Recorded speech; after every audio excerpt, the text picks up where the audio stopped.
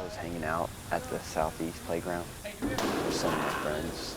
I was laying in a hammock, and then there was like a baby squirrel. And it's just sitting there. It's probably like 10 feet away from us or so. If I move, this thing is gonna run away. I got off the hammock, and I took a step towards it, and it didn't run away. And then the thing walks over, and eventually it kind of sat on my foot for a while, so I was thinking, oh, he's pretty chill. I started petting him, and then I picked him up.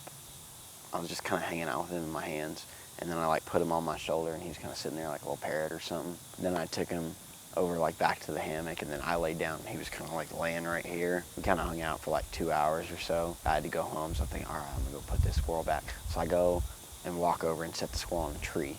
And I start walking back to the playground, and the squirrel runs after me. So we tried just putting Phil back, but he crawled back to Truman. He came back, he followed me. You are a squirrel mother.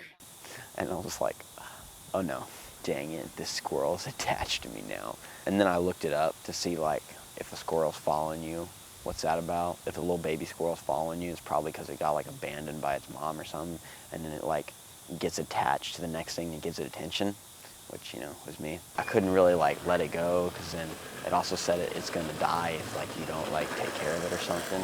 So I took him home. That was a day when we were all there, and then this squirrel just came out of nowhere, and we just treated him like a god ever since he got onto Truman's shoulder. And then I go check on him, give him some water, give him a nut. I go get ready.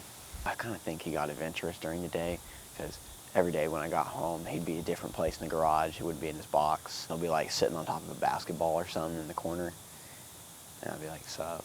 I like set him on my shoulder, and he would just sit there, and I'd do homework. He sat there for like hours. While he was at my house, I tried to like set him free. I set him down in like the middle of the yard or something.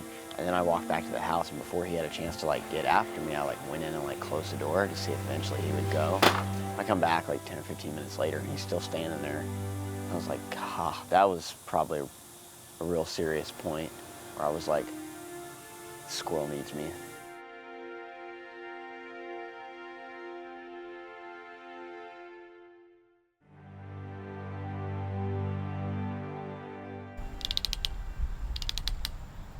I realized that Phil was not doing too good, probably like day 2 or 3. I came home from school, and I opened the garage. I looked in his box, and he was just kind of like laying there, and he was like sprawled out, and he was like face down.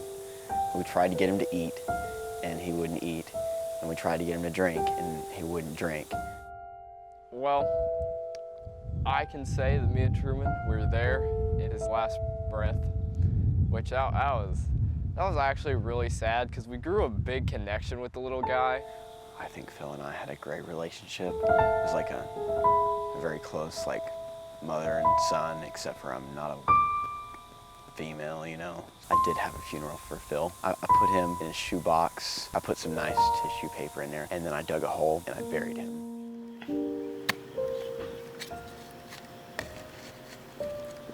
It was like, well, this funny little venture was a little short-lived, because we thought, wow, Truman's gonna have a pet for like the rest of high school with the squirrel.